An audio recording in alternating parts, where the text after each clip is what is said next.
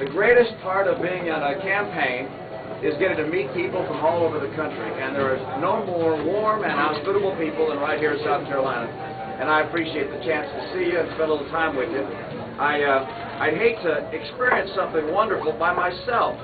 You ever gone to a fabulous place without your wife or without one of your kids, and you think, oh, this is really great, but I wish they could also be here and experience it with me. And so I brought one of my sons here with me. The senator mentioned I have 5 boys. I brought my oldest boy here with me. Tag, would you come on up here? This is my son, Tag. He's married, has 3 kids.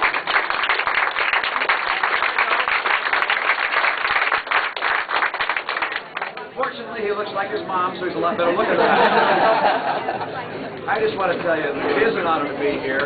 And now and then we get a little overwhelmed as we think about the challenges that our nation faces.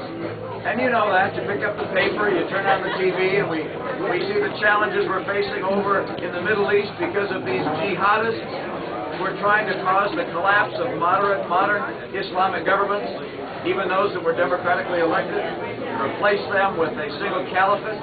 It's a struggle that's going to go on for some time. We also look across the world and we see China and other nations in Asia coming out of their poverty. It's a great thing, but it's also a little frightening because they're taking jobs from us. And then we have our own problems. We're spending too much money in this country at the federal government level. And we're also using too much oil. Our schools aren't up to international standards.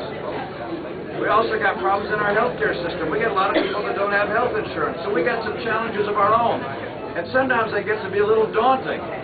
But I take courage from something that Abigail Adams said. She was writing a note to her son, John Quincy Adams, and he was concerned about America during the Revolutionary days, and she said, John, don't worry. Great necessities call forth great virtues. And you're seeing in America great people stand up, like the senator, his colleagues, that stand up and say, I care about the future of America, the future of South Carolina, the future of our respective communities, and they're making a difference. And I get my confidence from the heart of the American people. Some people, if you ask them, why is America such a strong nation? They say, well, it's because of our great government. And we do have a great government, but that's not where our strength comes from. The strength of America comes from the heart of the American people. Hard-working, educated, family-oriented. The American people. I have to tell you, every time I get a chance to sit down with somebody and talk to them about their life and their experiences, I come away inspired. Inspired and optimistic. Don't get burdened down with the challenges we face. Good, tough challenges make us stronger. If someone tells us the truth about the challenges, tells us what we have to do to overcome them, Americans raise their hand and say, put me in. Let me know what I have to do. I'll make the sacrifice necessary because I know that America is the hope of the world and the hope of my children and my grandchildren. I just want to end with a little story, and it's hard to tell a story in a restaurant with a lot of people talking and with all these cameras blocking your view, but I'm going to tell you anyway because there's a significance of the date.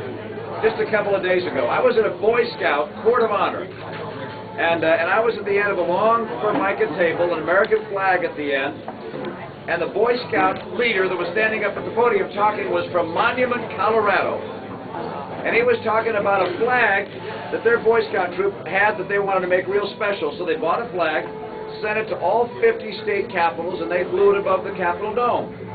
Well, after it was over, they said, we want this to go up on the space shuttle as well. So they contacted NASA, and NASA said, we don't take souvenirs for Boy Scouts.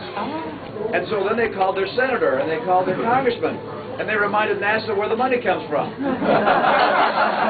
And they found some room on the space shuttle. And the boys were all gathered, I'm sure with great excitement, to watch that shuttle launch, and they saw it on the TV screen, excited until they watched it explode on the TV screen. And the boys went home, and the scoutmaster said he contacted NASA and asked if they had found any remnant of the flag. And they had not. Sometime later, that scoutmaster said he was presented with a box, and he opened it, and inside was a watertight container, and inside that watertight container was their American flag, completely untouched and unharmed. And he said, that's the American flag right down there at the end of the table next to Mr. Romney on the flagpole. I looked at that flag, and I reached over, and I grabbed it, and I pulled it out and looked at it, and it was like electric for me.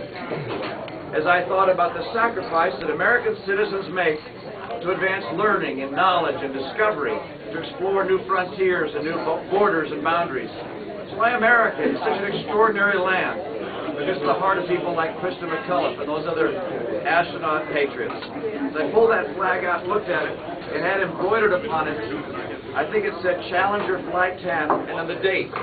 And it was January 28, 1987. That was 11 years ago on Sunday.